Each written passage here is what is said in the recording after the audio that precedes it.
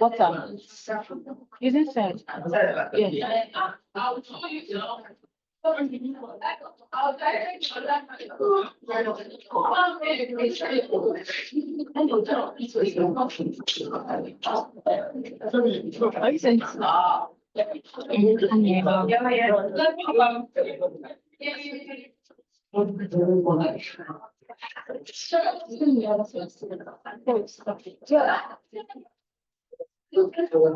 As long as the water, try again to go now. Before they start the next session. Historians are here. You go to show mercy on us. So you are come again. You are come again. You are come again. And you will need your new car to take the car. Okay.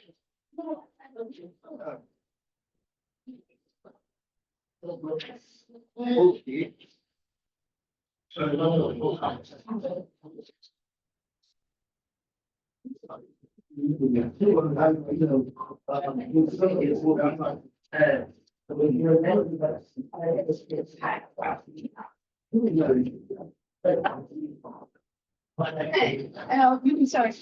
I'm sitting on like a pillow. What do you say? I'm sitting on like a pillows. So that because I noticed that some people are covered, the screen covers their faces.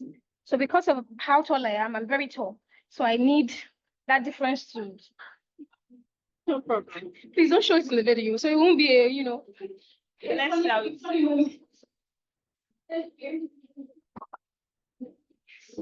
Check it. I think is it that place that she's going to sit down? Exactly. I think it's like sitting in the video, right? This place. She said she wants to sit on this. No, she should sit there in the middle. So the better if you sit in the middle. Better if you sit in the middle. Yes.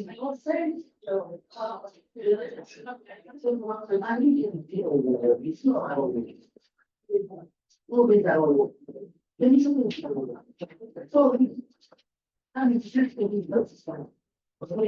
turn the camera to show. Yeah, only if you sit at the middle.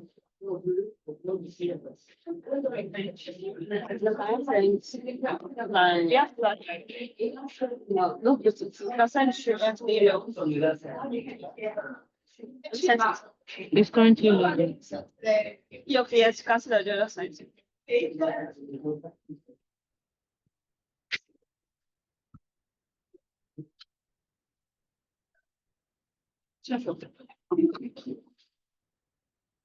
I'm noise and Jimmy. Yes.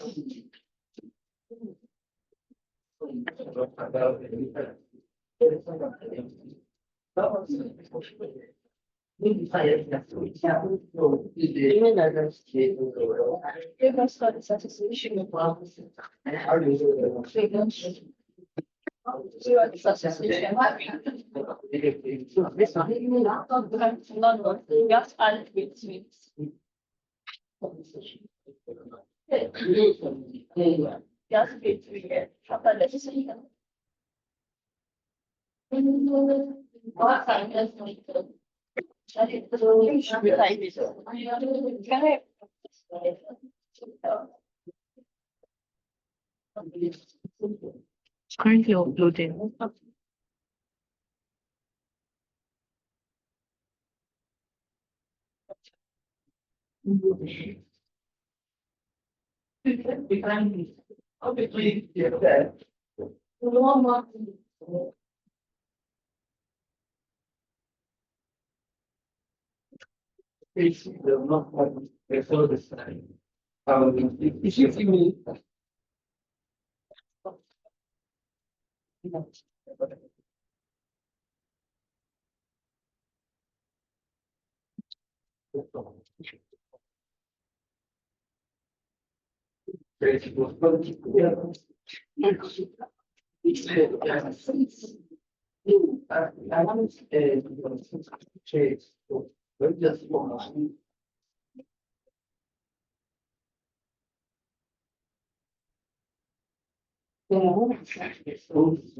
I just guys dropped. I just Yes.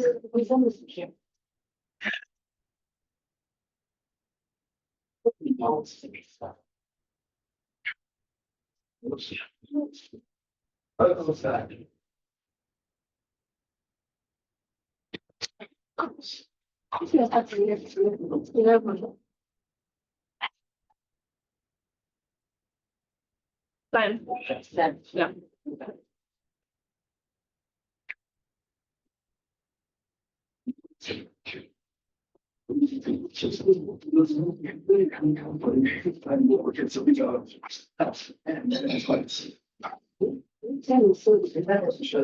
Sister, good morning. I guess I'm presenting in this session. Have you seen people that are online? I want, I want to.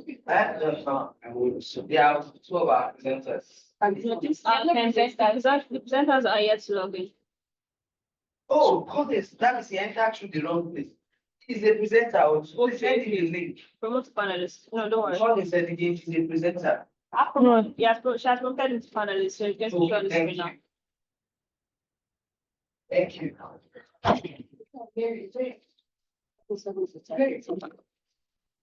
Good morning, everyone. You are all welcome to our panel. New directions in Benin Studies part. Thank you for coming. So today we have 5 papers. Okay.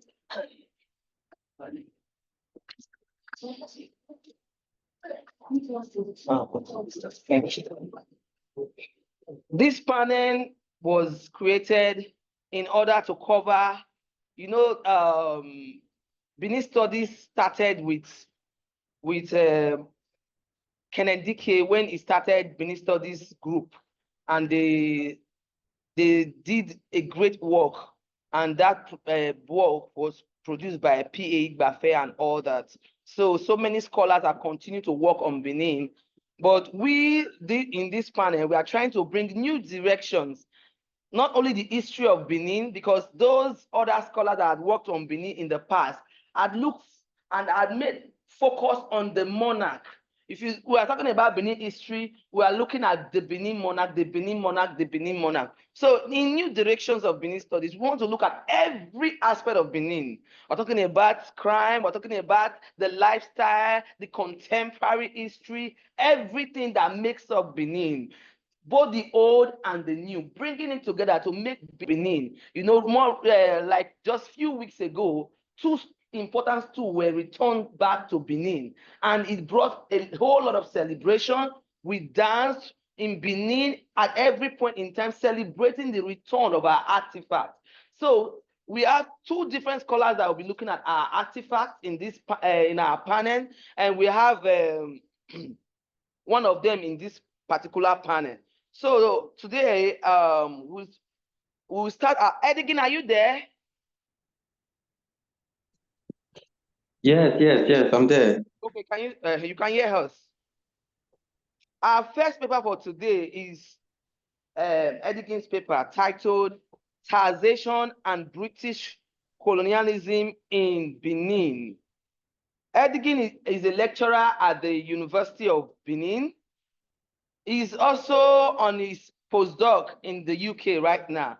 So Edigan will speak to his paper right away. I think you can hear me, Edigan? Yes, I can hear you. Ezekbe, just All right. 1 minute, please.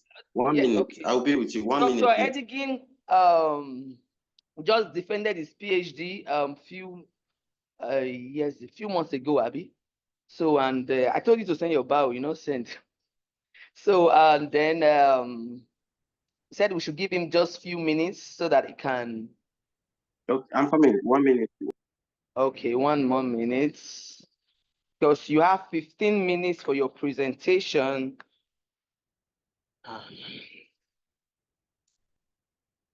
Thank you everyone for coming. We hope you enjoy yourself in our panel.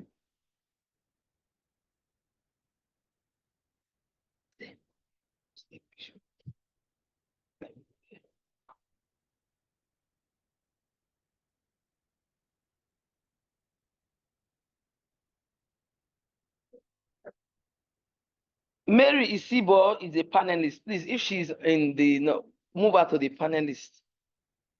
If she's not there yet, okay.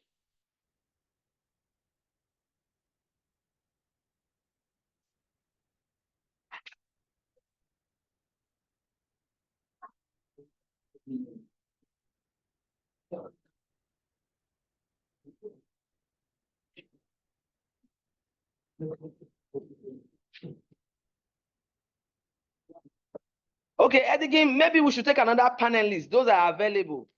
Let's quickly take those that are available here. Let's call on. Okay. Hold on, let me call on the other panelists. I'm ready now. Okay, you are ready now. Yes. Okay, Edigan is there. Then the next panelist that is here is animal figures in Benin bronze. Okay, he called that he will not be able to make it. So let's go to the next person. Mary, are you there? She's supposed to join us online.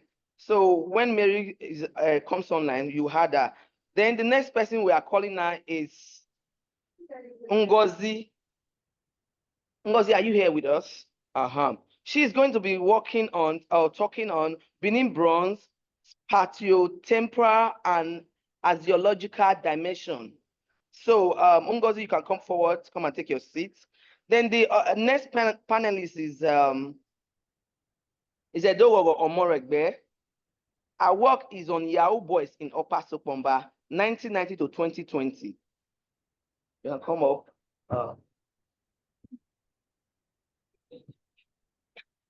This is for you.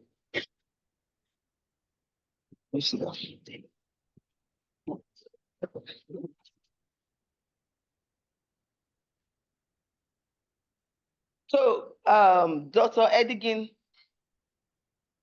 Hello. You can hear me? Yes, I can. Oh, okay. It's time for you to present your paper. Okay. You have 10 minutes now. You have spent 5 minutes already, so you have 10 minutes. Okay. Good morning, everyone. My name is Colin Edigan. So the title of my work, of my paper, is actually consensual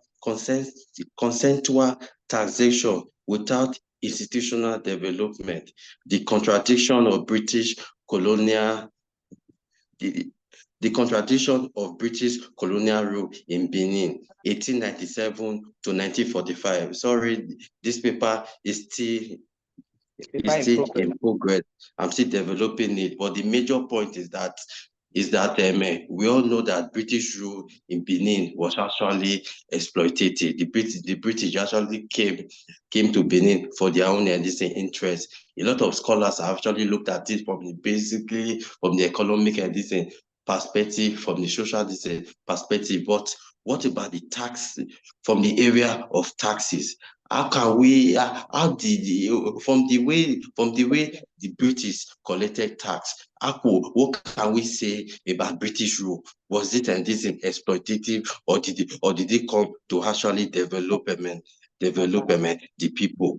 If you look at the British, the way they actually generated tax, the way they actually collected tax, we can see that they did not, and my paper is not actually talking about the tax, it's actually talking about the tax and this institution. What medicine institution did they actually establish for collecting tax in Benin? And we can see that they actually depended on the traditional medicine institution to actually collect tax. They did not actually modernize it. So we can say that from the way they actually generated tax, British rule did not come to the British did not actually come to actually develop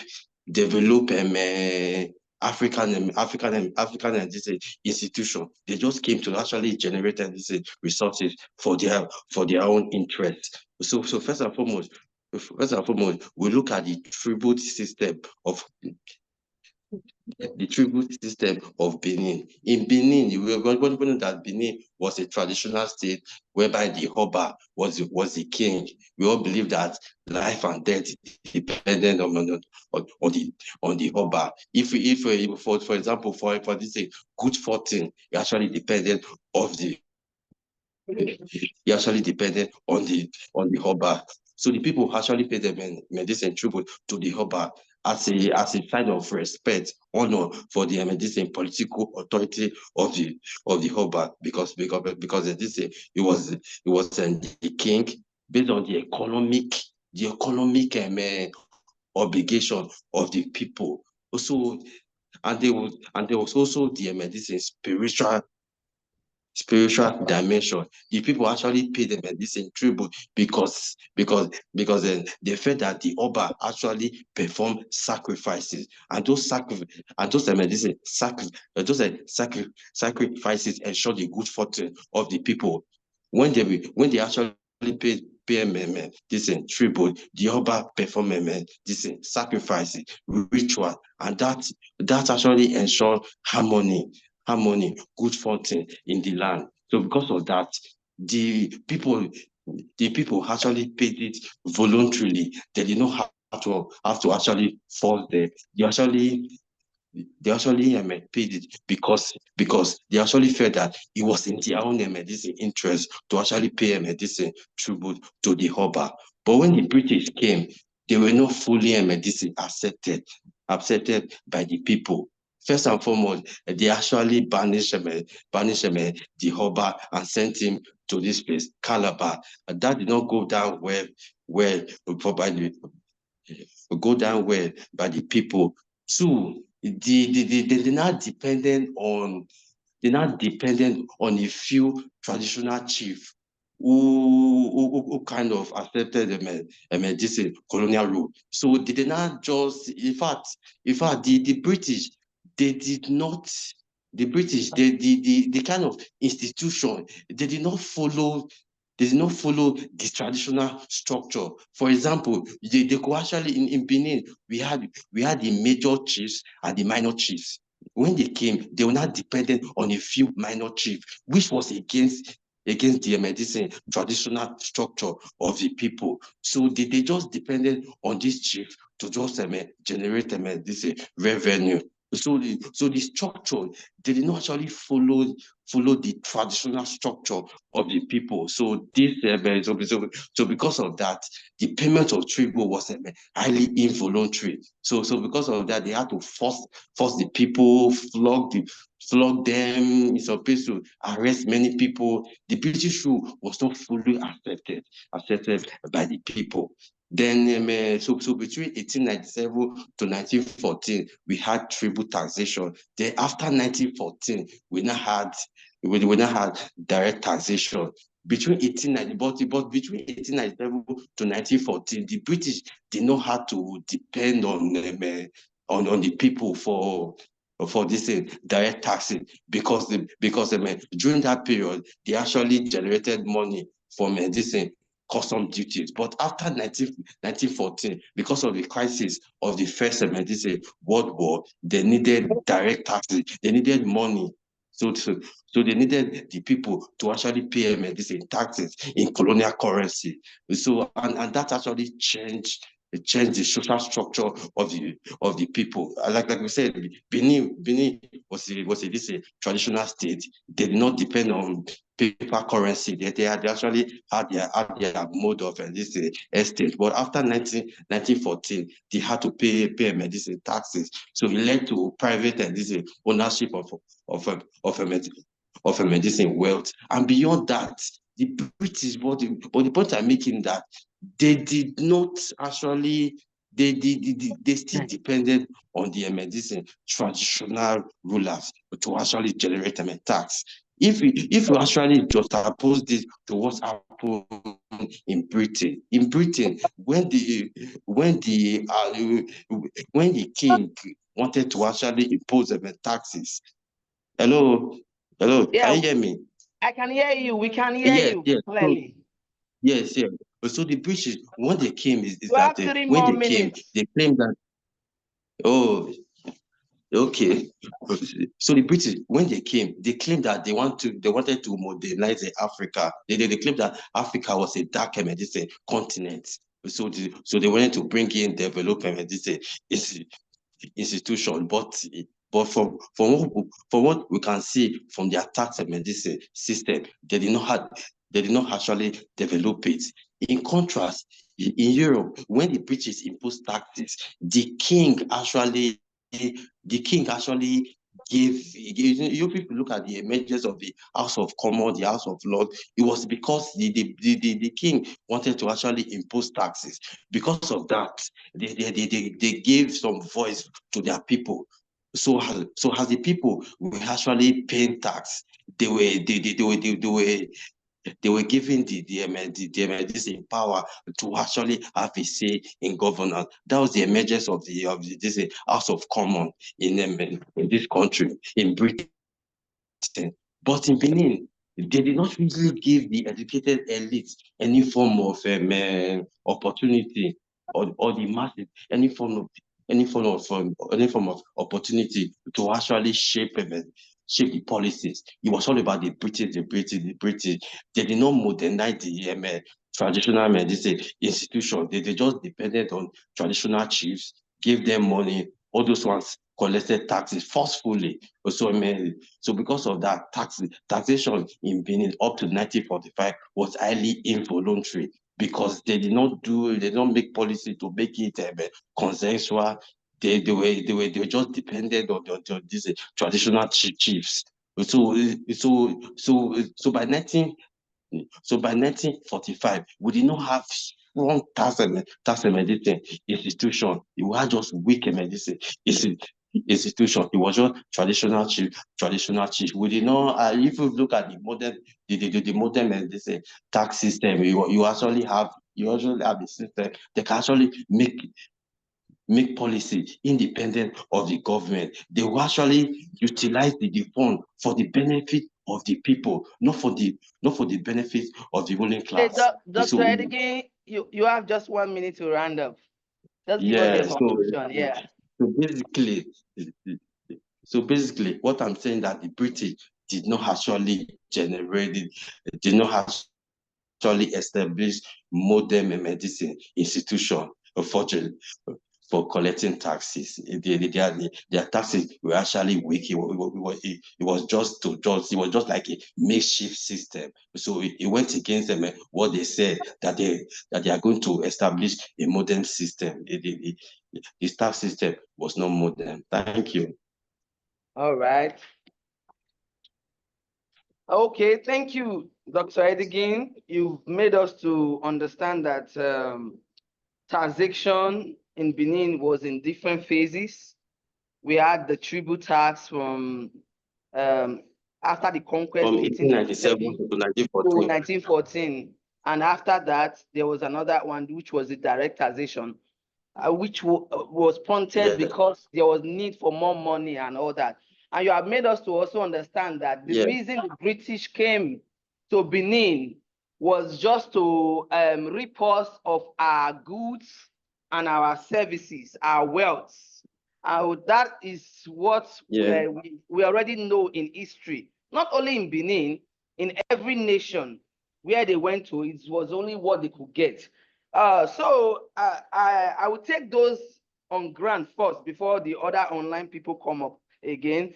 In order to continue this conversation after the conquest and all that, we need to hear from our dear Ngozi. Ngozi needs to talk to us about what had happened to our bronzes. This is also dealing with the issue that we are talking about. The same issue, the issue of the Europeans trying to rip off of what is hers. So right now, Ngozi Atinike Oni is a visual artist. She's an Africanist researcher and scholar who is passionate about the restitution and repatriation of African cultural heritage. She just recently concluded a master's program at the Institute of African and Diaspora Studies at the University of Lagos. So, Ngozi, you have the floor. Thank you very much. Thank you very much. Good morning, everyone. Like she said, my name is Ngozi Oni. Thank you for the privilege to be here. I appreciate it. Okay, the mic. Okay, can you hear me now? Okay. As she said, my name is Ngozi Oni. Thank you. I appreciate the opportunity to be here. Okay, so I'm speaking on the Benin bronzes. I'm analyzing spatial temporal and axiological dimensions. Okay, so like she said, and like we all know, the Benin bronzes have been a contentious issue in Africa and on the international scene. Repatriation has been big in the last decade, and there have been many discourses going on. And I'll be speaking on the current discourses. There's so many discourses that have happened, but my paper is on what is happening now, like an update of where we are right now. So as the African Union stated in 2021, what matters most is the ability to use Africa's legacy of cultural resources to trigger development and economic transformation of the continent in order to realize the vision of the Africa we want by 2063. The question that then comes to mind is how? How is Africa going to use these cultural heritage to develop the continent when 90% of these artifacts are not on the continent itself? So Africa history is rife with centuries of oppression, colonial disruptions, subjugation, as well as exploitation by the West. But more bothersome is the resulting ripple effects evident in post-colonial Africa today. The Benin civilization remained one of the most exceptionally advanced and culturally rich civilizations in history. Its artistic legacy is exemplified by the Benin bronzes, which continue to be admired for their exceptional craftsmanship and historical significance. Demonstrating exceptional craftsmanship, the Benin bronzes were lauded in 1919 by Philip von Lucian as achieving a level of quality rarely seen in casting. Now, though boasting a rich history, the story of the Benin Kingdom is often marred by the events of 1897. That's the Benin massacre. And the looting of its sacred bronzes by Western forces, a violent act of dispossession. The events of 1897 not only saw the forceful removal and plunder of Benin cultural heritage, but also reshaped the narrative around the Benin Kingdom, arguably shifting perceptions of a great Benin Kingdom from one of strength to vulnerability. A portrayal reinforced by the bronze's continued presence in Western museums like the British Museum, Quai Branly, Jacques Chirac in Paris, and many others today. Africa's fight to reclaim our cultural heritage has a long and ongoing history. Calls for repatriation dating back to the early 1900s by individuals, groups, and governments have intensified in the last decade, followed by a confluence of factors. One, evolving international politics, pressure groups, the rise of vocal activists, the interconnectedness of globalization, and the amplifying power of social media. However, despite growing discourses, the actual returns are frustratingly slow. Next, I'm going to the navigating the complexities of cultural repatriation today. The poet Daniel Benoch, and I quote, said, "Trauma is personal. It does not disappear if it is not validated. When it is ignored or invalidated, the silent screams continue internally, heard only by the one that is held captive. When someone enters the pain and hears the screams, the healing can begin. And that is what repatriation is all about." Now, repatriation discourses raise questions of human rights, morality, justice, and ethics. It can be argued that the Benin bronzes hold an enduring significance for the Benin people, much as the Statue of Liberty for the United States, as both serve as powerful symbols that embody the cultural identity and historical narrative of their respective nations. The Statue of Liberty stands as a beacon of freedom and democracy, serving as a cornerstone of American national identity. Conversely, the bronzes serve as a powerful reminder of the Benin Kingdom's rich history. Today, and also portrays her pride, her national pride. Now, the dispossession and the detention of Benin bronzes by Western forces can be compared hypothetically to the removal of the Statue of Liberty from the United States for 100 years. I know we have a rich mix of people here and a lot of indigenous Benin people, but I know that less than 5% of the people in this room have not seen an actual Benin bronze. Am I right? Yes. Yeah. Now, however, every day on Twitter, like I'm a Twitter person, on social media, Social media is rife with pictures and information about young Western children having direct contact with these bronzes on a daily basis. On a daily basis, excursions, university students, but Africa has never seen, Africans for generations have never seen or interacted with these bronzes. Now, Barnaby, Hicks, Stan, and even indigenous scholars like Pejulai Wola, and so many other seasoned repatriation scholars have surmised that the repatriation process, though complex, is mainly hampered by the reluctance of the global powers to relinquish these artifacts. Now, while repatriation has seen some advancements in recent times with the return of a few bronzes, but it's a drop in the ocean. Now, there are many issues. Let's start with the issues. It is argued that the current positioning of the bronzes signify and perpetuate historical power imbalances because of the following. Number one, legality, ownership, and the context of acquisition. Context, how the acquisition happened, which was by violent act of colonialism and which also reflects unequal power dynamics. Now, there are scholars who attempt to justify, and yes, I see on social media, and not just social media, I attend conferences that people are trying to justify, you know, they create a Benin bronze panel and they're trying to justify why the bronzes belong in the West. And it is not so. And they say that these bronzes, this 1897 was so far away that it was, you know, on brand with, you know, the activities of that era for people to subjugate other people and take the loot. So there's no legal binding. There's no legal reason for return.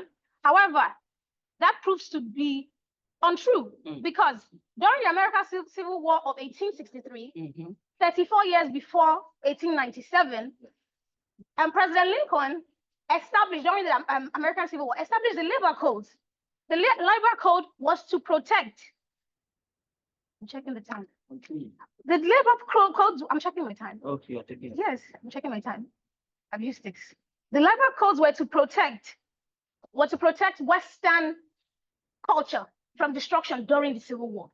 However, 34 years later, we're arguing in 2024 that there were no laws, meaning that the West was conscious of protection of heritage and what they stood for in those times. I'll just skip. Number two, the cultural significances of the bronzes also is an argument. Number three, the representation. Calm down. I'll give you 2 more minutes. Calm down. Yeah? Okay. I need to get a specific temporal focus. Okay. Now, their cultural significance, thank you. And their representation, also how they are represented in museums is also a problem. And now, one of the arguments in this discourse is the issue of preservation, that Africans cannot preserve, you know, their cultural heritage.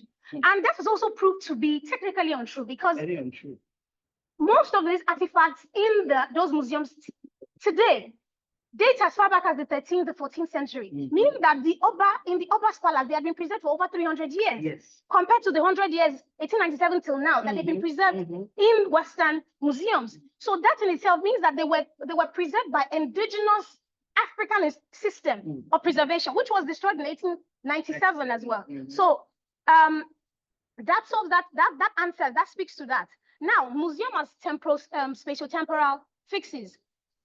I argue in this paper that museums serve as spatiotemporal fixes, that the current position of the bronzes is a contentious pivotal issue to the decolonization process and discourse today because of its nature as a neo-colonialist tool. Now, the current location is central and highly contested because of its positioning, but I'm echoing David Harvey's concept of accumulation by dispossession, where he says that, argues that wealth in capitalism is often accumulated, not just by production, but also by dispossessing other people. So, and we know that capitalism fueled colonialism into Africa. Now, they dispossessed Africa. Africa was dispossessed of her items, and the museums are serving as a holding, currently serve as, then and now, as a holding place for these artifacts. Now, David Harvey said that this concept of accumulation by dispossession is capitalism trying to store wealth for itself for that time and in the future. Now, the result is Africa was dispossessed of her valuables to benefit the West. The concept believes that this excess accumulation needs to be stored away somewhere. Yes, I've said that. I argue in this paper that Western museums, yes, I've said that as well. The generated value and power. Museums generated value and power for them for centuries while freezing these artifacts. And indeed, they are indigenous people in a limbo of colonial violence. Now, what is the current repatriation framework? What is the debates? What are they hinged upon? Now, a number of museums and stakeholders have proposed various criteria for return, e.g. loaning, rotation, digitalization, recreation, etc. Let's look at loaning real quick.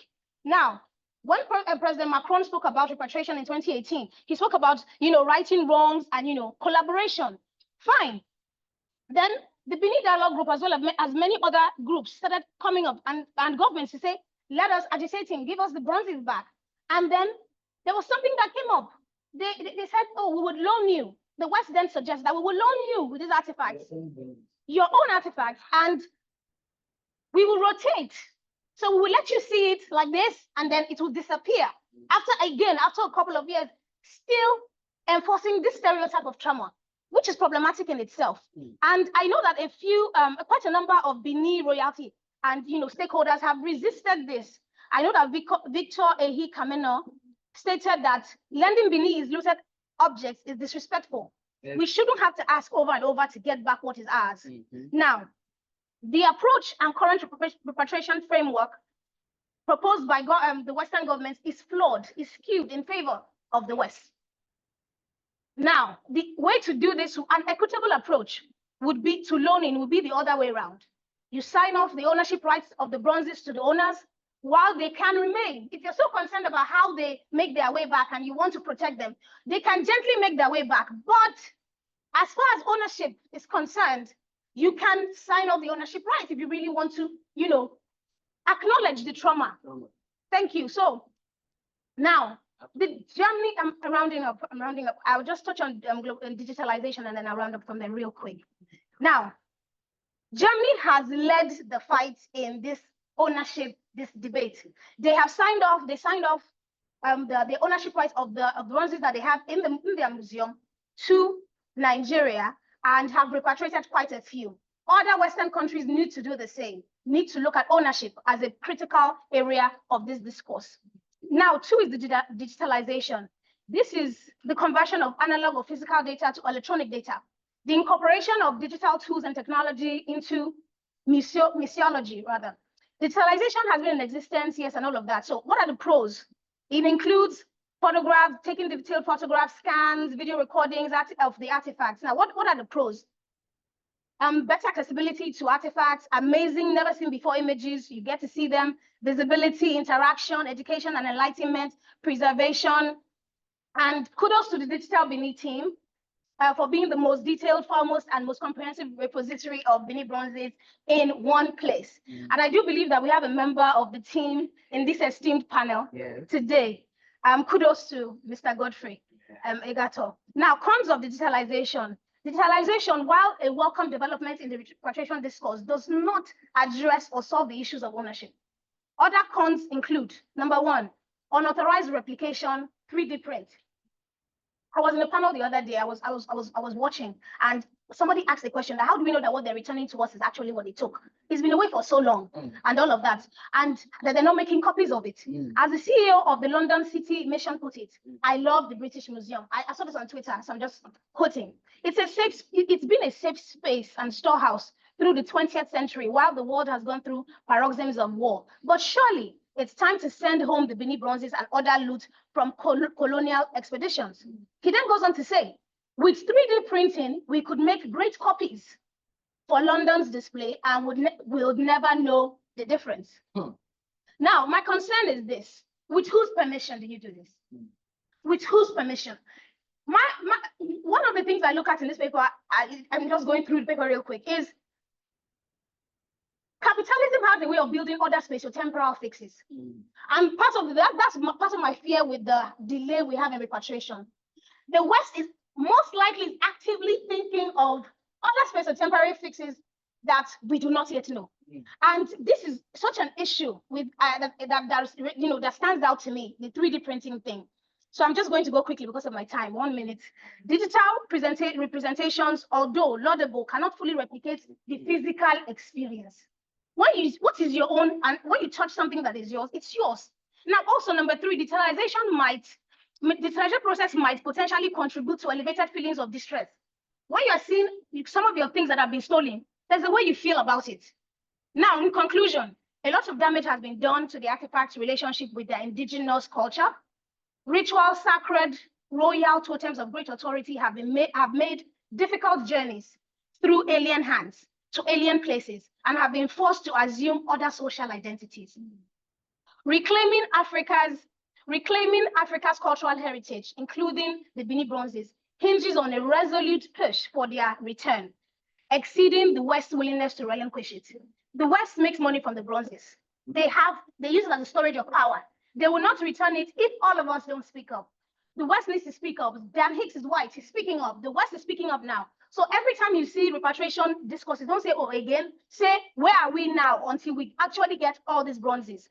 Policymakers on international law must address and create. There's a lacuna. There's a legal lacuna when it comes to Africa. The Nazis got their artifacts back so quickly, and they have laws to protect them. Why is international organizations dragging their foot when it comes to creating repatriation laws for Africa? Then lastly, there must be respect for non-Western cultures beyond simply returning stolen artifacts. Western institutions must also acknowledge the cultural significance of these objects to the Benin people and respect their placement, because there was an argument about why is it with the Oba, why is it not where we can see it? You've seen it for 100 years.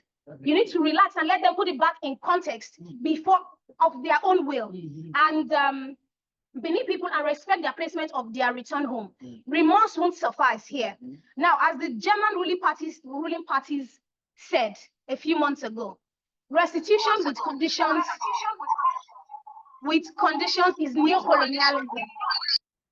Restitution with conditions, finally, is neo-colonialism. Africa deserves the opportunity to heal from colonial desecration by reclaiming its heritage and exploring possibilities that repatriation presents. Thank you. Amazing, amazing presentation. Thank you very much. That was so beautiful. I didn't want you to stop because you were speaking for the Benin nation. A few weeks ago, our bronze was returned and we celebrated it. Even in my class at the Department of History, University of Benin, me and my students who are of the heritage of Benin, we danced and we celebrated the return of our artifacts. So, for her to talk to us about preservation, and I want to take that. One of the bronze that was returned, one of the stool is about 400 years. And this stool was in Benin for 300 and something years before it was moved out. So when we are dealing with the preservation we are talking about, who preserved it for 300 and something years? Was it the British that preserved those bronze? That they are saying we cannot preserve this bronze again. So what is looted should be returned. Totally, every bit of it. And this is our heritage. It belongs to us. And that is how we tell our children stories. The history of our people is basically written. That is our own written history. Our bronze is our written history. So it should, every bit of them should be returned to us. Thank you very much for that beautiful presentation. So I think we have Mary online now. Mary, are you there? Yeah, I'm here. You can hear us, okay. Mary is she's a lecturer at the Department of History and International Studies, University of Benin, and she's also a PhD candidate. Our area of focus or our area of interest is women history, socioeconomic history, diaspora, and migration history. So she's going to be talking to us on from petty trader to international merchant, Benin women and entrepreneur. Mary, you have 12 minutes to talk to us. Thank you. Okay, thank you very much. I'm sorry I came late, so I've been trying to, my system has been giving me issue. Um, So, my name is Mary. I am going to be presenting. Can you hear me? Yes, we can hear you clearly. So I'm presenting from petty traders to international merchants, Benin women entrepreneurs. And then in the introduction, historically and in recent times, it has become a universal acceptability that women globally play enormous roles in the social, economic, and political life of any given society. That cannot be contended. Studies are proving that women entrepreneurs all over the world, that is in developed and developing nations, contribute significantly towards the growth and development of their nation's economy. However, in the past, women were generally perceived in some claim as homemakers, having little to do with their country's socioeconomic development. Now, entrepreneurship has paved the way for women to become independent business owners. More than 50% of small businesses in Nigeria are operated by women. In Benin City, the percentage of women operating their businesses is higher than those in civil service. These women do not only contribute to economic development in Benin, they also give back 65% of their profit to their families. Now, most of the Benin women in small and medium scale businesses do not have proper formal education, but they are contributing highly to girl child education in Benin City. Now, the various contributions of women in entrepreneurship to the socio-economic development of Benin cannot be overemphasized. This paper repositioned women in the economic growth of Benin City by examining the lives of 3 outstanding Benin women entrepreneurs who grew from petty traders to becoming international merchants. It analyzes the contributions. Sorry, sorry.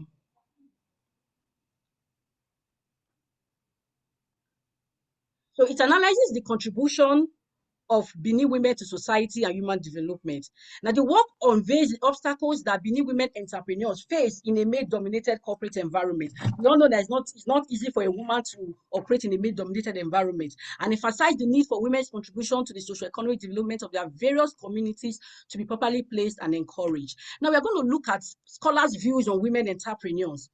Garba opined that in many developing nations, women take on the burden of maintaining the stability of the family through the management of micro enterprises because of the worsening economic slump that is leading to job losses for males in society. Now, because of this, their role in reproduction, women have been known to give their lives or their families to survive.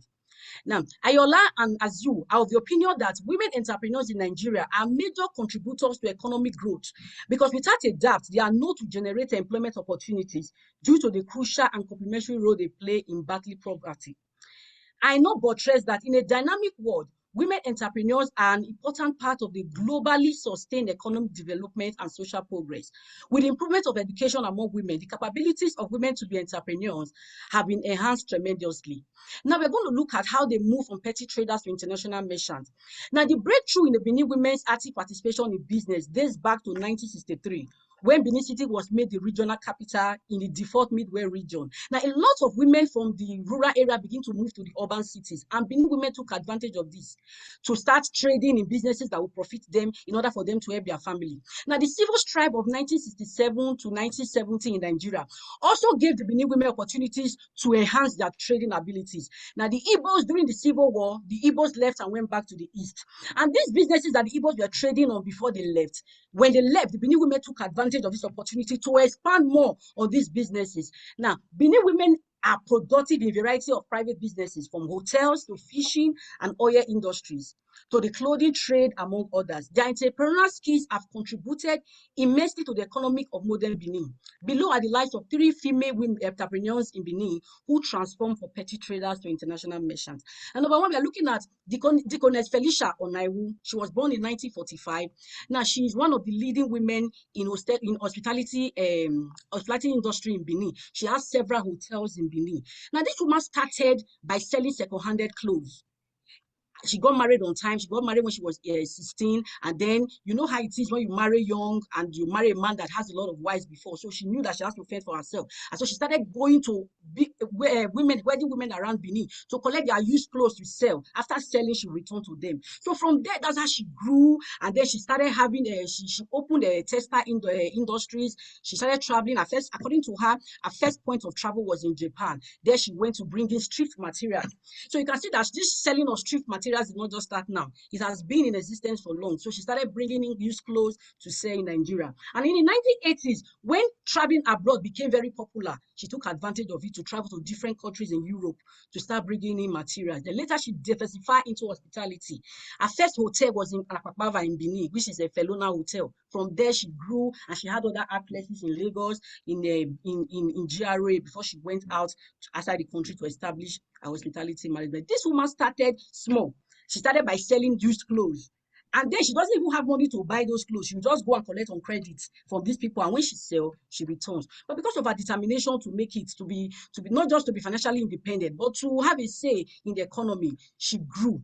And that's how she started traveling outside the country. Then we look at Florence Isoke Eweka. She was born in 1956. This woman is dominating the oil and the gas industry in Benin. This is a male-dominated environment that women hardly go into. But she started from palm oil trade.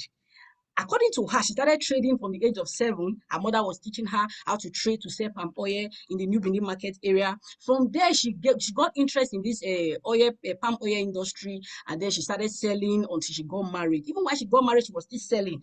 Later, she became a supplier to Liver Brothers during the 1970s. She became suppliers to Liver Brothers. She was supplying palm oil in trailers. Then later she diversified into crude oil. Now she has a branch in Akpakpava in Benin. That branch was established by Mobi filling station. It was established the same year she was born. So you can imagine a woman having a complex or a business that was established the same year she was born because of her determination to succeed. No matter how small she started, she said she grew and she was determined to make it in the business. Then we look at Madam Veronica Igbe. She's dominating the fish industry in Benin. Now, this woman has over 300 employees in her company. As at the time of this interview, her personal assistant, the money that she pays her personal assistant is more than a grade 12 salary of a Nigerian servant, a civil servant. So you can imagine how good or how she has grown in her business. At first, she said she started selling fish. You know, this fresh fish that you sell in the market, she will shade at the front of her store, her house to sell. Then when she was in school, elementary school, her mother told her to stop going to school because she was like the only girl among several boys. And they said, no, nothing good will come out of female children. So let me train the boys. And that's how she stopped school. If they had knew that this girl child that they stopped from going to school will now become the breadwinner in the family, I'm sure they would have invested more in her. But she took her business seriously. And then she started trading, she started selling fish until she met somebody that introduced her into importing fish from fishmongers outside the country. At a time in Nigeria, the foreign fishmongers stopped women from importing fish directly from outside the country, but it was only this woman that stood and fought for Nigerian women to go into importing fish from outside the country. And right now, she's doing absolutely well. She has over 300 employees that she's paying in her companies. And the list of the payment that at the time of this interview, which was last year, the list of payment that she pays as security men was 60,000. And you can imagine that even some civil servants still collect that kind of money. So this is how she grew from selling. Asking her, why did you go into business? She said, I don't want to start depending on anybody for survival. I want to make a name for myself. I started making a name for myself. She's not this person that is so popular into showing off, but she's financially independent. So we are looking at the motivations of women entrepreneurs in business in Benin. What is motivating them to go into business? Do you just wake up and say you want to be a businesswoman? Now, most of the women in businesses were motivated by their mothers to be self-sufficient. 9 out of every 10 Benin women in the informal sector got their motivations from their mothers from a young age. Now, this shows the extent to which mothers motivated their children from financial independence and became relevant in human and personal development. Another important motivation for the women to contribute to development, particularly those in the informal sector of the economy, was the desire to contribute to personal and family advancement. Benin is a patriarchal society, and as such, the men marry many wives, and in most cases, the care of the children is left in the hands of their mothers. So because they do not want their children to start depending for anybody for survival, a lot of these women go into the streets to do all kind of business in order to take care of their family. Now, economic independence and challenge, among other factors, provide the maximum insight into the motivational forces of women entrepreneurs in Benin. It is a very important factor because the respondents prefer to become women entrepreneurs because they want to be economically independent and seek to challenge themselves. It was a common motivation factor for the women used as a case study in this research. Now we're going to look at the challenges to women entrepreneurs in Benin. We have four major challenges, we have four major challenges of women entrepreneurs. We have the economic challenge, we have the,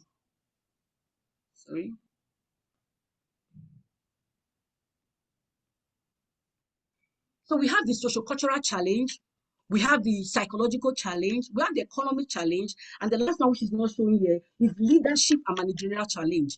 Now, tradition and culture pose a struggle in the smooth operation of business by women in Benin.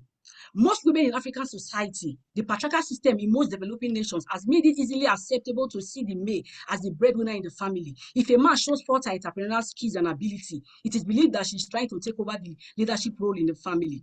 The women interviewed in this research shared that they encounter cultural constraints and gender discrimination. They insisted that their common commitment and responsibility towards their families often did not let them concentrate fully on their business. Lack of family support was discovered by this study to be a major sociocultural constraint to women's entrepreneurship in Benin. Now, when I interviewed Felona, the owner of Felona, she said a major problem that she had in growing her business was that her family, when she started traveling outside the country, people begin to name her like she was a prostitute. So she's traveling outside the country because she wants, it's not just her business, but for prostitution. And so she now said that every travel that she traveled outside the country, she has to take her husband along, which took a toll on her business because she wants to buy tickets for herself and her husband. And she has to do this because she doesn't want her husband to start believing what people were saying about her. So you can imagine the kind of social-cultural challenge that this thing is posing on women that wants to really go into business in Benin. Then we look at the psychological challenge, low level of education and inadequate professional training. There are some of the general reasons for the psychological constraints. This challenge gave rise to a lack of confidence and the inability to take risks among women entrepreneurs, which negatively affected their performance. In addition to the above, inexperience and fear of failure reduce the chances of success among women entrepreneurs. Women who are educated, develop interpersonal skills, are social and exposed, are good with networking, often excel in exploiting entrepreneurial opportunities. Now, a lot of women in Benin, like I said before, are not educated. So because of that, they do not have the opportunity to take advantage of global developments to improve their business. Now, we all know that right now, social media has given a platform for people to excel in business. But because of what they lack, because of the training that they lack, to make good use of this opportunity, a lot of them are still where they are. But that is not to say that they are not, in their own small way, contributing to economic development. Now, economic challenge, the inability to access capital, poor access to the market. Now, the major challenge that they are having in this way is that banks do not want to give loan to women because they do not have large collateral. And so and it has even been discovered by studies that women tend to pay loans, pay back loans. Mary, yes. I just want to inform you have just like 4 minutes. Yes, I'm on it. Right. So women tend to pay back loan. When they take loan, women tend to pay back than men. But because they don't have huge collateral, a lot of these women do not have advantage to take. They don't have opportunity to take hold of this advantage. Then the manager and the managerial ability skills is that most of these Benin women do not have interpersonal skills to relate to their clients or to relate to their customers. So this has shortened or is a challenge to their growth in business. So conclusion. Economic independence and challenge, amongst other factors, provide the maximum insight into the motivational forces of women entrepreneurs in Benin. It's a very important factor because the respondents prefer to become women entrepreneurs because they want to be economically independent and seek to challenge themselves. It was a common motivation factor for the women used as a case study in this research. Most men have begun to see and appreciate the worth of their wives in providing support to their income. Some go as far as encouraging them by establishing businesses for them. In the long run, 70% of what the woman earns as profit profit is invested back into the economy or into the home and family. Now, women that go into business that have their families, a lot of, in fact, more than 70% of what they get from that business, they take it back to the family. The biggest hindrance to women's entrepreneurship is lack of capital, family support, and interpersonal skills. In addressing the lack of capital, the government needs to encourage the financial institution to support women with loans, in addition to creating an empowerment project to adequately train and encourage them financially. Thank you for listening. Thank you. Oh, thank you so much, Mary. That was an excellent presentation. Mary has taken us around very important personalities in Benin. If you are from Benin, you would have known those names. Vesa and Feluna, those are grand names. And to know that they all started from petty trading and now they are global entrepreneur. That is so beautiful and is encouraging for every young woman. And even with the challenges, just like today women in Benin, economic independence, you know, we are raised. When we were growing up,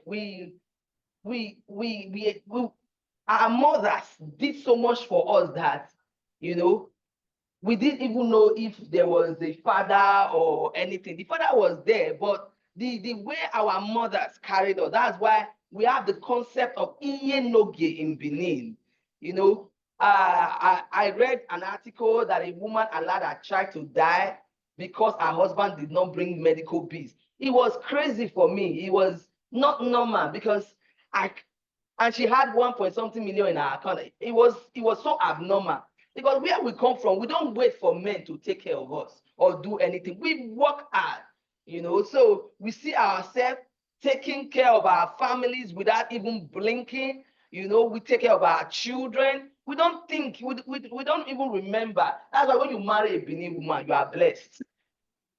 So thank you very much, Mary, for that. So we'll take the last presentation for today. Our young scholar. Please clap for her. Thank you. Last year she was here and she was in final year and we co-authored the work and she presented it. And now still part of the work, we are building it in another dimension. But for today, she's going to present everything by herself. This is Edororo. Omoregbe is clear. So when you hear Paso Pomba, you know that it is a unique area and terrain. And my younger sister here is going to be dealing with the issues of Yahoo that are spread all over Paso Pomba. So you have 20 minutes. Okay. Good morning, everybody. Okay. Today I'm going to be talking about Yahoo boys in Upper Sakomba area, their evolution and impact from 1990 to 1920 to 2020 rather. So please go to the introduction. It's okay. Okay. Yeah, I have an extract from an interview I did with a young guy. It was like, if you know about slavery, you will go, you go know say it was a pidgin English rather. If you know about slavery, you will know say you go know say Yahoo will not be crime.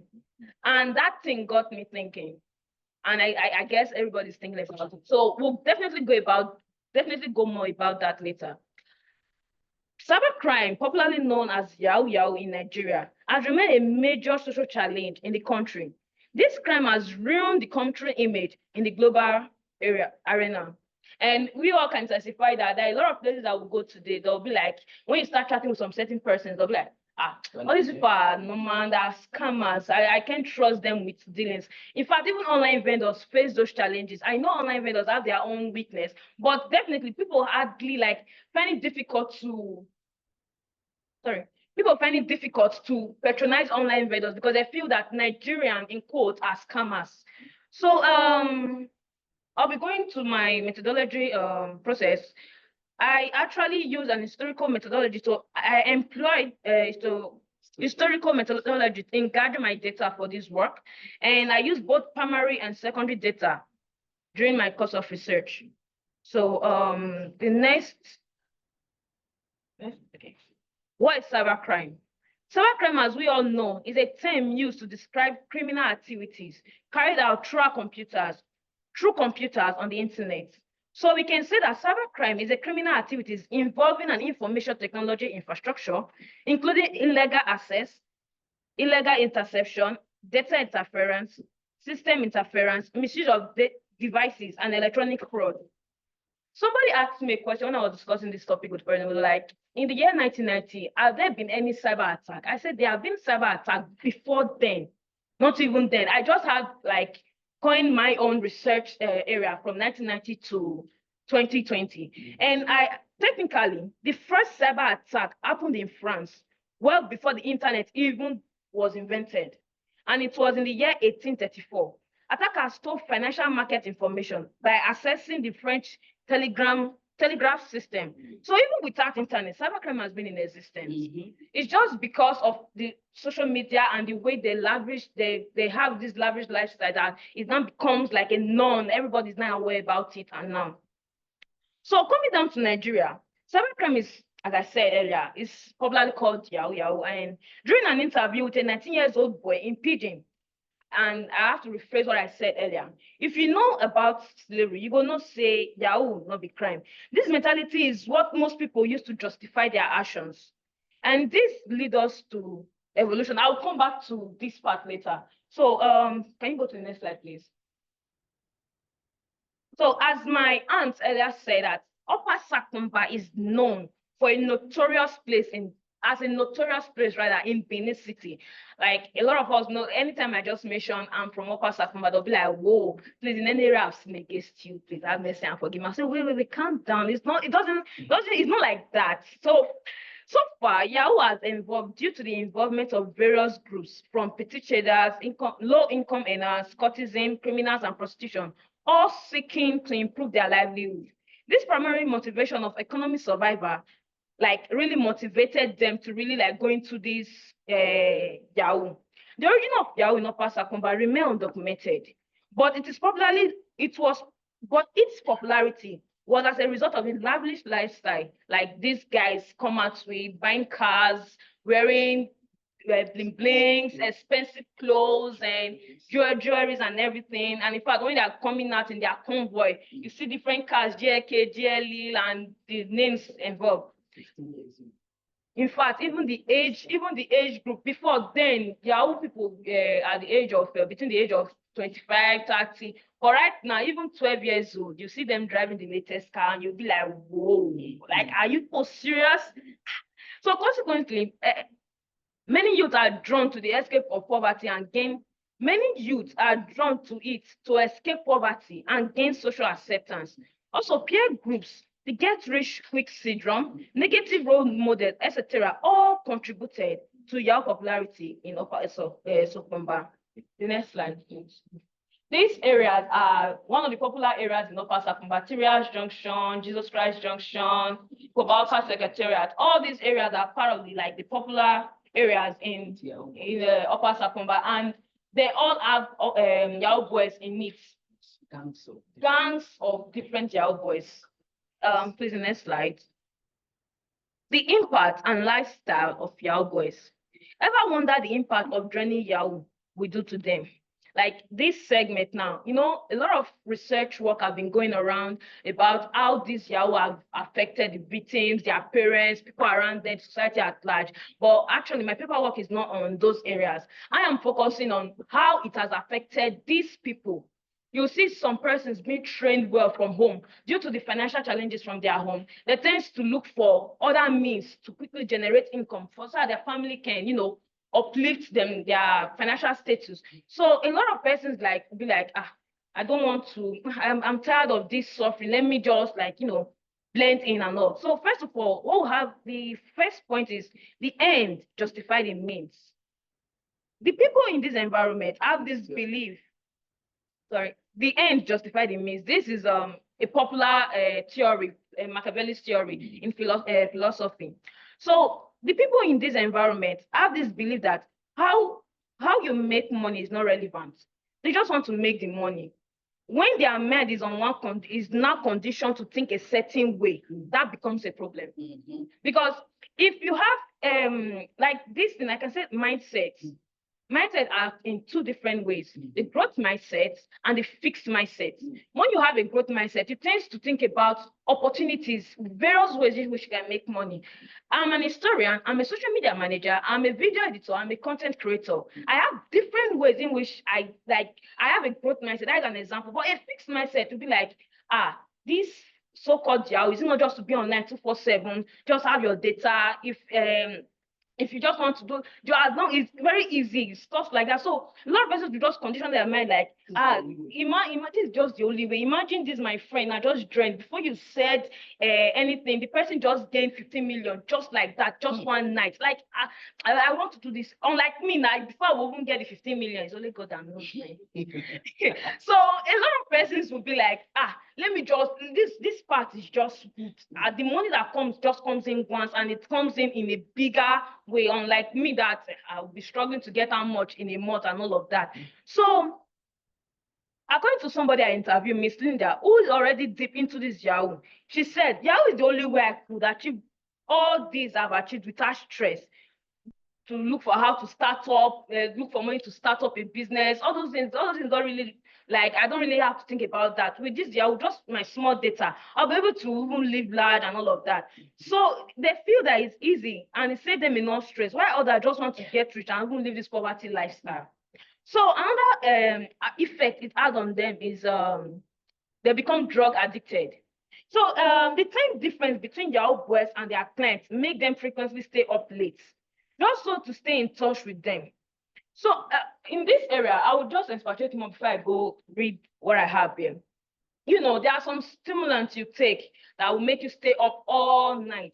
So these Yahoo boys, I feel that maybe Nigerian time is 8 p.m. in Nigerian time is 8 p.m. this night. Then maybe in the UK it's like 6 a.m. or thereabout. I don't really know. The time, yes, US time. So the time difference. So just because they want to like make sure they hit this client, they'll have to stay up all night. And for that, they have to take loud. They have to take some cigarettes, some drugs, tramadol and everything, just so that they can stay up all night and they'll be able to like at least hit their clients, their victims rather. So mindset. Let me just go to mindset. Okay, I literally touched on mindset, but let me just read through. Mindset theory has shown to be useful tools for enhancing learning pattern by increasing self-affirmation and both educational and psychological environment. The Yahoo boys mindset has been shown in a different way through their lifestyle, by buying cars that they don't need, by wearing trousers and they sag it down and like trying to feel among, wear hoodies on that sun, wear stockings on that sun, as if they are in the America, as if we have the American weather.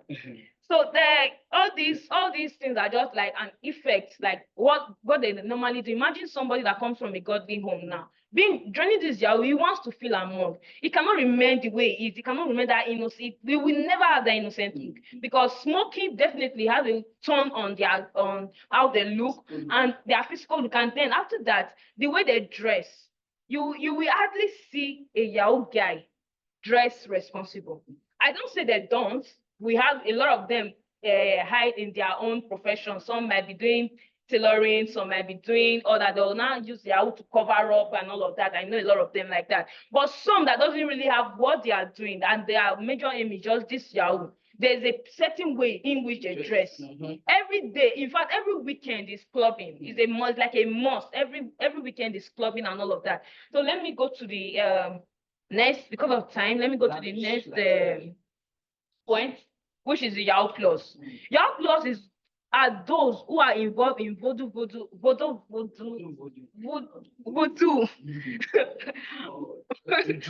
rituals, or it's popularly called juju. Yes. So yes. So this part, they make use of the spiritual to control the physical. In this area, let's say a lot of them will be like, after staying up all night, they won't be able to like be able convince the Europeans, rather. Thank you, ma. They won't be able to convince the Europeans. So for them to be able to allow their clients to voluntarily pay the money without stress, they have to they have to consult the spiritual to help them control the physical, so their clients can give in that money without like pressuring or asking different questions, maybe in doubt or something. So the reason youth get involved in these acts is because they believe that since their victims are not smart and no longer fall for their trick, they will then use juju to make it easy for their victims to give them the money voluntarily. This effect, this if This drew them back to this threw them back to traditional worship. Traditional worship that has been like flying low for due to the Christianity and everything. Now it's not in vogue. You see, I see some houses. Anytime I'm going home, sometimes I see a house that is not even well furnished. If the things looking tattered, and you see GLK, GLA, all the cars parked in front of the house. What happened? There's a native doctor in that house, and I'll be like, why is the native doctor not rich and having those cars? If not that they have, they know what these guys are doing. So the end point of this Yahoo Plus, it has an effect in them. They will not tell you because they'll feel that you are not a part of them. So they don't want to tell you what they are going through. And I interviewed a young guy at the age of 9. No, he was 23. This one was 23. It was like due to the fact that he cashed out once without the help of this juju. So the next time he could not get, and meanwhile, you have to keep up with the lifestyle you have started. So you have to find other means to like get this money easily. And so you have to now consult a native doctor. And why consulting a native doctor? He didn't tell me, that is the problem. He didn't tell me what the price we have to pay for him to get the money that he has now, because I'm not part of them and everything. Even one other pastor that repented is a popular pastor now in Opa. He repented from this year. He was doing it before, but he later dropped back and gave his life to and gave his life to Jesus. So in that time, he now explained to me, was the one that haven't confided in me due to the fact that he's no longer doing it. He said his friend gave, like, he has some time that he's going to live on this earth before he will die. So they gave him a particular money and gave him the time to spend the money. So imagine somebody going into Yahoo and having his life short-lived. It's not really saying well of these people. I know I'm not supporting them in any way, but most times these people are being pressured due to the unemployment, get quick rich syndrome, and many other pressure from family, friends, and the society at large. Because sometimes all these people that have money, but I'm in conclusion rather. But some persons will be like, when they see somebody with JK, they'll say, Alpha bros, find me something impeding me. They'll be like, Alpha, find me something, anything for your girl, anything for your mama, anything for your papa. Any level, all those kind of snacks. So all those things are what really prompted some Yahoo, but they'll be like, I don't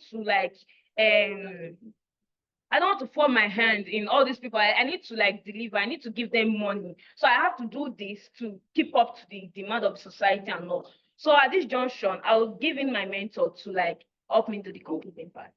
Okay, thank you. Okay, like she has already discussed every aspect of Yahoo. No, leave the conclusion there. Let them read it. So that's our conclusion. She has even concluded the entire work, everything, you know. Why did we pick Upper? Because we are from Upper Sukumba, and we grew up in Upper Sukumba, and we know what Yahoo has done to Upper Sukumba. Right now, the other day we were at home, and a boy of 14 was driving JLK with group of other boys. 14 years, you know. So the issue now is that parents, mothers, we go to HK. HK is where you learn the Yahoo and pay and register their kids. So the way it has become normal, they're like, they are at least, then they justify it with many things. They said they are no longer stealing. There's no longer armed robbery. This Yahoo have reduced armed robbery. There is more peace in Upper now. It has even reduced courtism because these boys have money. They don't want to die young again. So you see them, even in their courtism, they are no longer fighting and they are still fighting. See, if you are in Upper or you know that the war, when it gets to Upper, it does not even end. When the court war starts. So at the end of the day, each of the Yahoo boy belong to one gang, what we call the different court groups. So it's even increasing their courtism, and it's also increasing the way they spend the money on alcohol. You know, every weekend, just get to Upper from on Friday. If you don't have money to go to club, there are open club, all those one in the street as you are passing, small bar, you will see party. Your eyes, you will be shocked. It's not a place to even risk kids, you know. So the point about Yahoo is that the problem, the challenges that is following it, we don't know, maybe from the next 20, 30 years, that's when we see the result of Yahoo in our environment, because it has almost been accepted like normal. It is infiltrating into the culture, and especially in this area that we are dealing with. You know, that area is a special area. Just type Upper Sokomba, you know. When it comes to the issues, my area of international prostitution, we are there.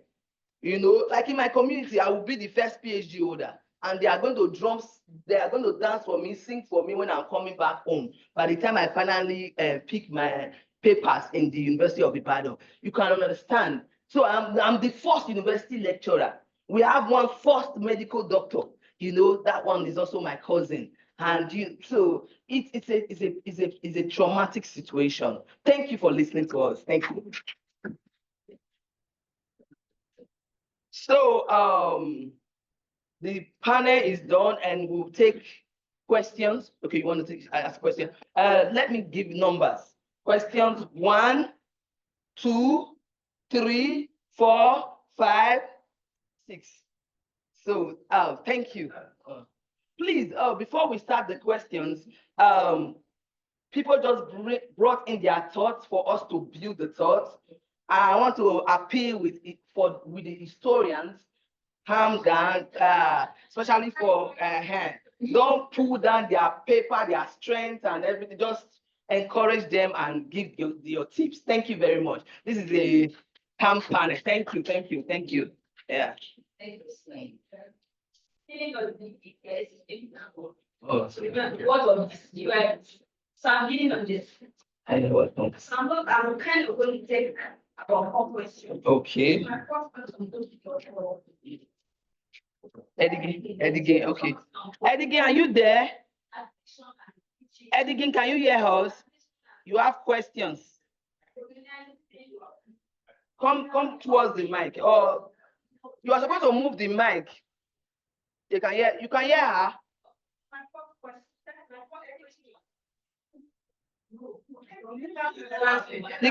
Let her use the mic. You can't hear. They used to move the mic now, or you can't move this one. Okay. Okay, so my first question, we talked about taxation, and it was a beautiful part. I liked it, but I just have a few questions. My first one was there taxation in Benin? Because you said, okay, was there taxation in Benin? And what was, because what I thought was it wasn't a tax, it was the Europeans, it was the colonial masters that brought, they brought colonies. So was there taxation? How was it there? That's one.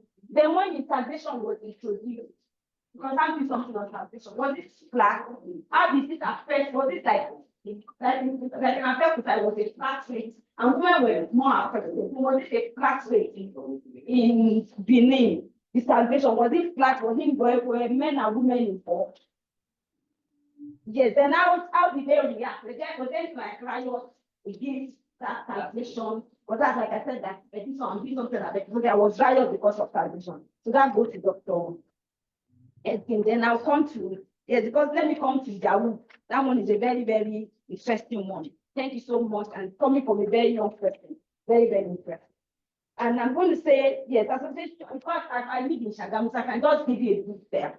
They have association of Yahoo mothers. As the women have, they have that association. So they take their children, you go and learn Yahoo, and the effects now. So what are what are the effects? Generally, I live in the quarter. Houses have become very, very expensive. Because this once they just come, they will just call the house, 2 bedroom, 700,000. They will just pay everything. So what are the effects? Houses have become very, very expensive. When you get to the market, this one, when you just call by, am I Yahoo boy? Am I Yahoo? Because those ones, they just, so you can see the effect. Second, thirdly, they are not learning skills again. If you go to the hairdresser, say now these girls are not learning because they are following Yahoo boys. When you go to people that are the bricklayer, they are not learning skills. Those are the effects in the next 10, 15 years. They are not learning any skills.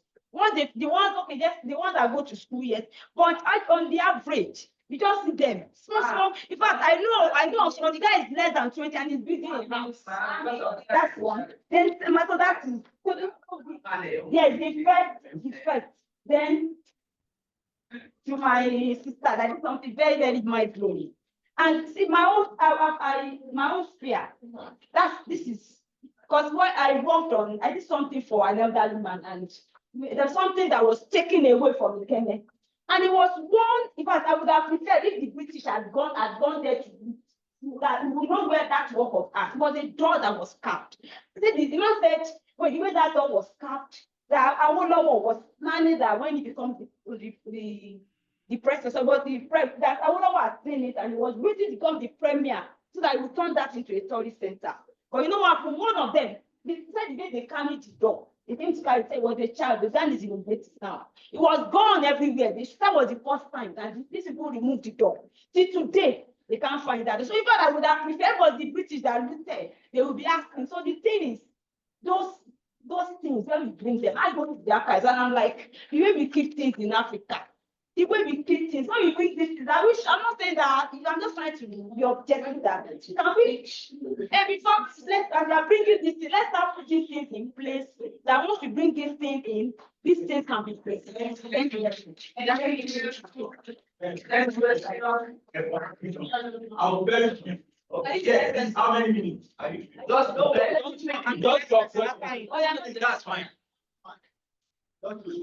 To all the presenters, I find all your work very, very interesting. And I will comment very briefly. For the man that has talked about taxation and British colonial in Benin, I want to know the methodology that you employ. And also, I would like to tell you that objectivity is critical in historical scholarship. So I can see that in the course of analyzing the British taxation system in Nigeria, it was like the British taxation system was not what it as you have been presenting. So I wanted to know if you are being the kind of hypothesis that you are using to weigh this option so that you will not mislead the body of knowledge. Because I want to believe that everything about the British is not in the way that many of us saw it. Let me move forward to the animal figure in Benin bronze. You made a version of 1897, which is a very critical year. The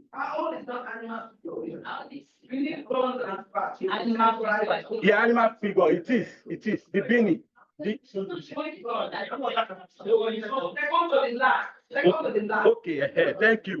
thank you for that. The spatiotemporal and axiological dimension of the hair. Please, you talk about 1897, which is a critical year for Benin Empire. The massacre and the forceful removal of Benin artifacts, which has become a subject of debate up to today. Now, and you also talk about Adam Smith. You are trying to talk about the theory of the bourgeois, of the capitalists in your work, which is very, very good. You are discussing about Adam Smith and Frederick Engel. It talks about, you didn't mention Frederick Engel, but it was not only Adam Smith, it was both of them. They talk about the social inequality of a nation. And you start talking about the forceful removal, like the theory of getting something in terms of power, which is very good. But are you now telling us now that that is what the system of the German structure, is that how they acquire all those artifacts? is that the only way that those artifacts were moved? Because so far as I'm concerned, some scholars say about 500. And I read another book. He said about 1,500. Is it that those 500 to 1,500 was forcefully, because most of what I read about this is that some people say it was looted. So please, it will help your research if you can be able to just oppose it in different dimensions. I'm sorry, ma. I want to talk about the Yahoo. The scholar talk about historical method of inquiry, and that is very good. I can see that your work has a very good structure, which is very good for your development. But I want to bring you to a notice. Why citing someone? You said Miss Linda is already deep in something. You know what I'm talking about, Miss Linda, that you have you worked with Linda. As an historian, when you are writing, just say Linda bracket 2024. If it is, it depends on the version you are using. Yes, that's how we use in APA 7th edition. We don't just say miss. You don't say miss, you don't say one miss. You are an expert. It depends on what you are using. It's either you are using APA, it's either you are using superscript, or you are using Chicago manual style. So please don't subject to that. And again, because this is an international conference, we should be very careful with the way we. Then you know one person that interview you. Okay, maybe somebody can just call you tomorrow and say, please, can you take us to, you know what I'm trying to do. So please let us be very careful. There is no justification for crime. And thank you very much. Thank you. Sorry, just let me just together. The last thing now, please. Constructively, please. Are you? Yeah. When next you are presenting, please detach yourself from whatever you are presenting. So as to be really, so as to be yes, to show objectivity. That's point number one. Point number two, it is very, very essential. Upper Sokoma might not know it, but please just tell them the brief geographical description of Upper Sokoma in Benin is very, very important. Yeah, no, you cannot sit in that distance. All right, because like what you are saying, we can see your methodology, every other thing that has been said. Now, in order for you or for us, listen to you, not to be that you are telling a story. Once you are presenting, let it be in a scholarly manner. But for instance, now, what has been the economic activities, social ways of life for people of Upper Sokoma before those boys are called into Yahoo? That's point number one. Then point number two, quickly add. By the time you are rounding up your paper, that's okay, because we wanted to see it in your conclusion, which of course I did not see. What have been the most devastating effects of that Yahoo boys or Yahoo on the early economic activities or social ways of life of people in Upper Sokoma? I think that's all better. That my sister that presented on special something. Okay, please let that be conceptual clarification and contextual clarification. In case I might not know, what do you mean by that?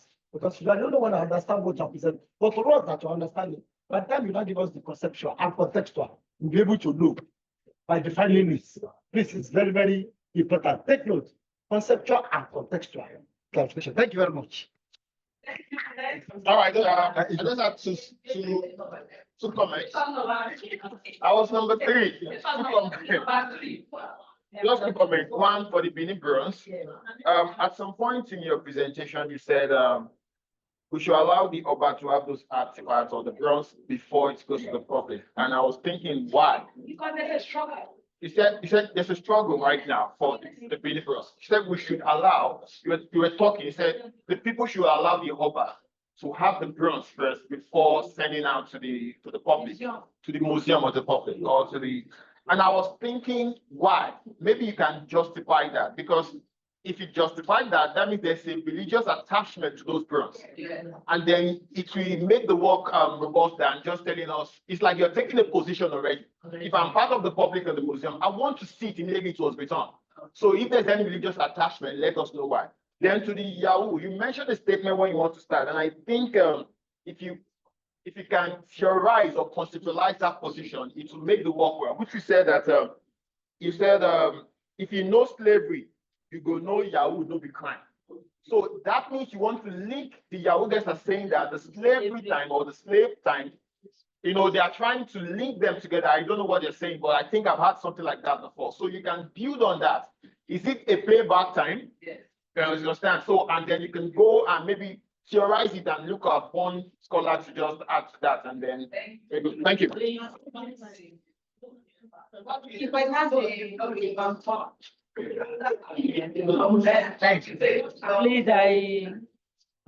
I want to commend the presenters. They've done well, but I want to commend the presenters. They've done so well.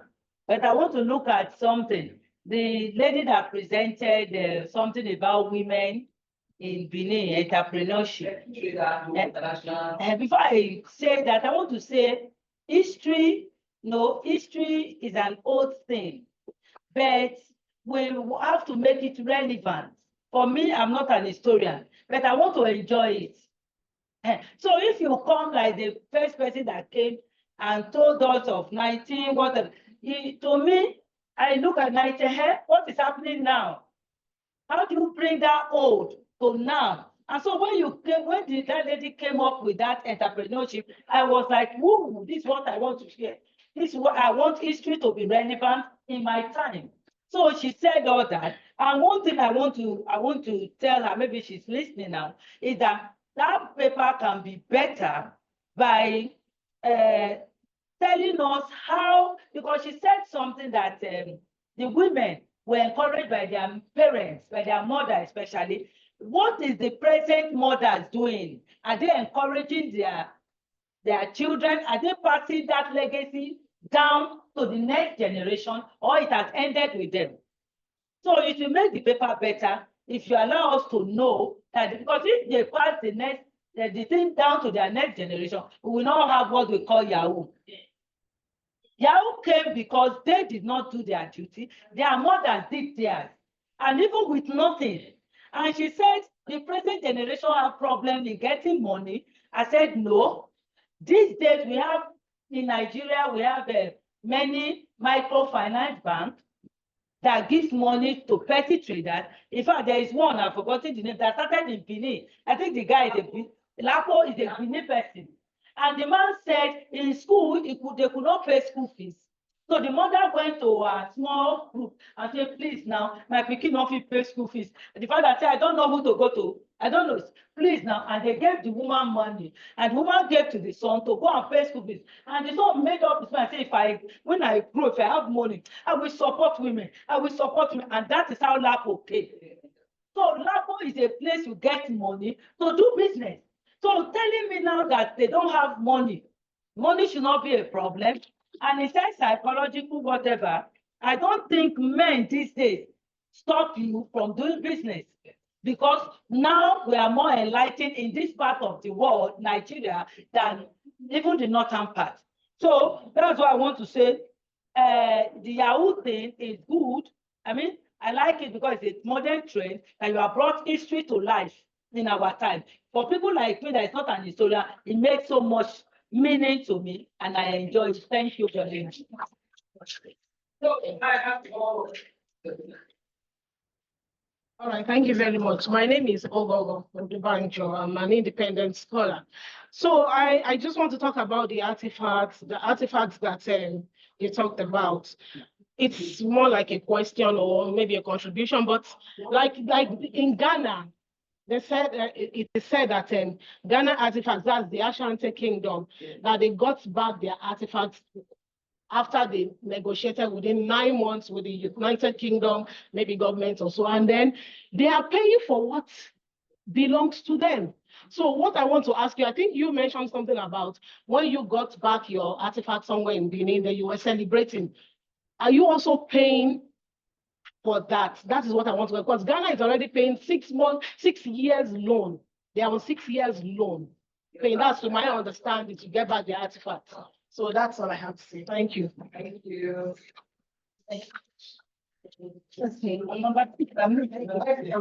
Okay, without much ado, good morning, everyone. So I just want to. You are the last person. Anna. Give it to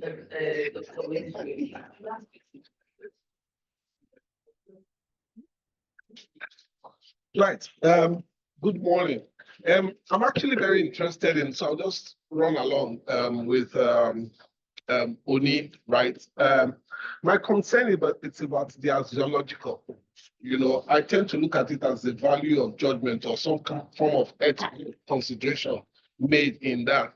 I didn't see that a lot in your work. I just saw a lot about the spatial temporal, but not that. I thought maybe you had that, but because of the time.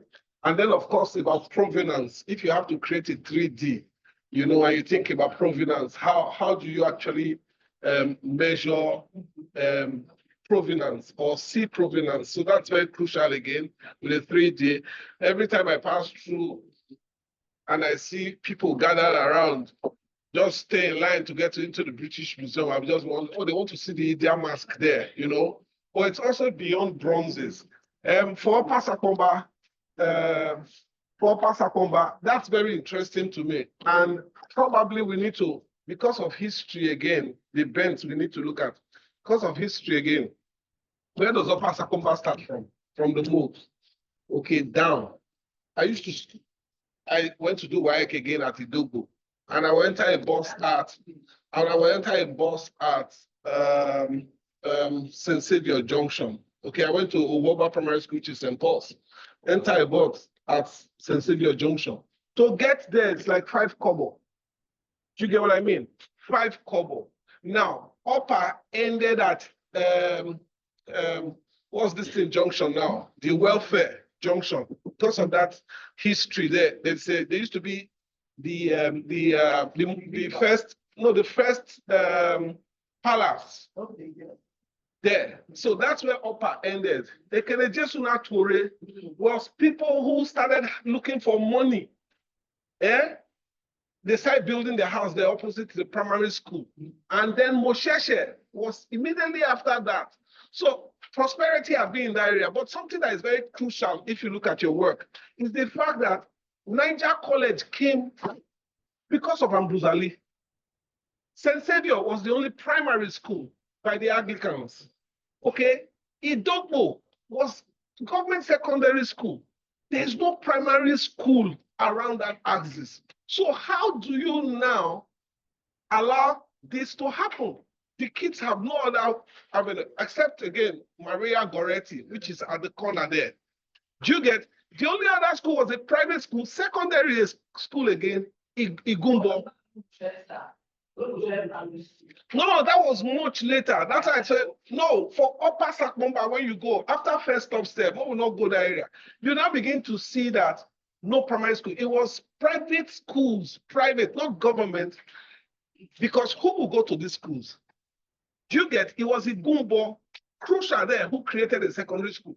And it used to be like, what's that center again? Miracle Center eventually, because his son messed it up. Why am I saying this? You must look at this and see that probably one of the issues that would have created this was that.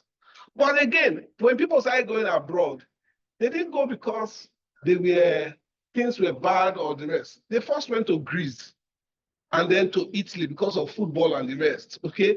They didn't go because they were criminals.